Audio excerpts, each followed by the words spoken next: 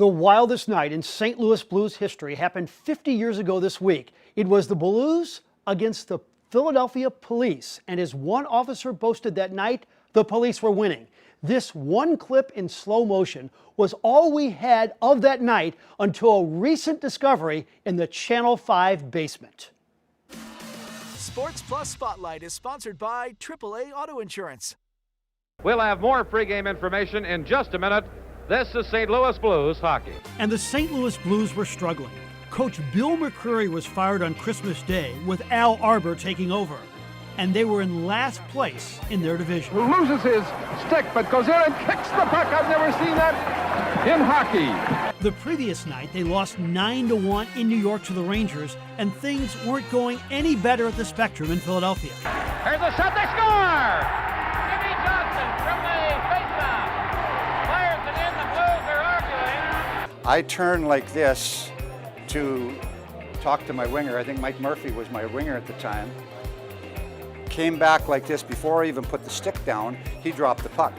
Arbor out at the blue line talking to referee John Ashley. The period ended 2 minutes later, but the coach was still furious the goal was allowed to stand. We talked with 3 players on the ice that night: center Gary Unger, winger Phil Roberto, winger Floyd Thompson, and beat writer Gary Miller, covering the game for the Post-Dispatch. So it's 2-0. Now some of the fans get into it. Bob Flager.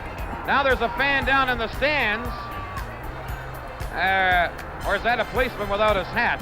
Arbor and the Blues coach and the policeman start to push and shove, and everybody is into it. Al followed those guys down to the Zamboni. The police had billy clubs, and they whacked Al on the head. Al was on his knees. I saw policeman hit him over the head with the billy. You did actually see the footman give him the nightstick. I was 10 feet from Al when it happened. I love that man. I thought he was a great coach.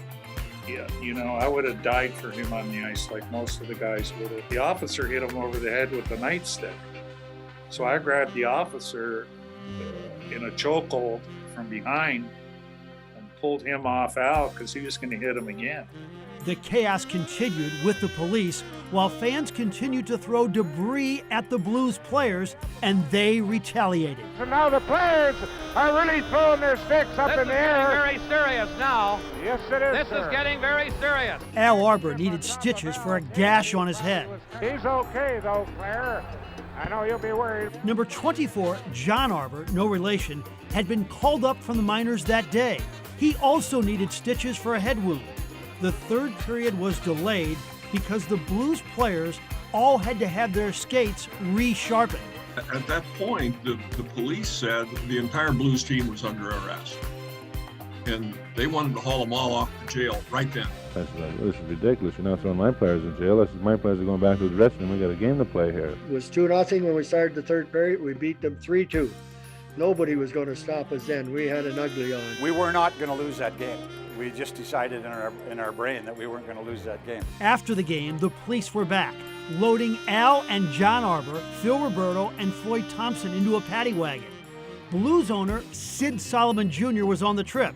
He and reporter Miller were right behind. At 5 a.m., the coach and his players went in front of a judge. Mr. Solomon, he was livid about how they were handling us. And what a great man Mr. Solomon was to stick up like that for his players. The funniest part of the hearing that I remember was the judge asking, I forgot who went first, I think Floyd Thompson, what is your address? And he gave the address of the arena in St. Louis. All 3 of them, they asked them where you live. 5700 Oakland. Is that where you live? No, that's where I get my mail. And the next guy, where do you live? 5700. The 4 were released on $500 bond and told to return for a hearing in a month. Mr. Solomon promised legal action of his own. What our action is going to be, I couldn't tell you this time, but I promise you it won't be the kind of action that's passive, because we don't feel that way about it all. We were not treated the way people would have been treated in St. Louis under the same circumstances. Arbor and his players got back to the hotel in time to rejoin the team for the flight home. They had a hearing with league president Clarence Campbell that summer, but all criminal charges were dropped. if we ended up had a criminal record against us, we might not been able to play hockey again in the United States. So that was a big relief when that was over. Kind of reminded me of that hockey's a little bit of a crazy game. Anything can happen. As a young guy, you're looking for excitement. So we were right in the middle of it, and it was fun.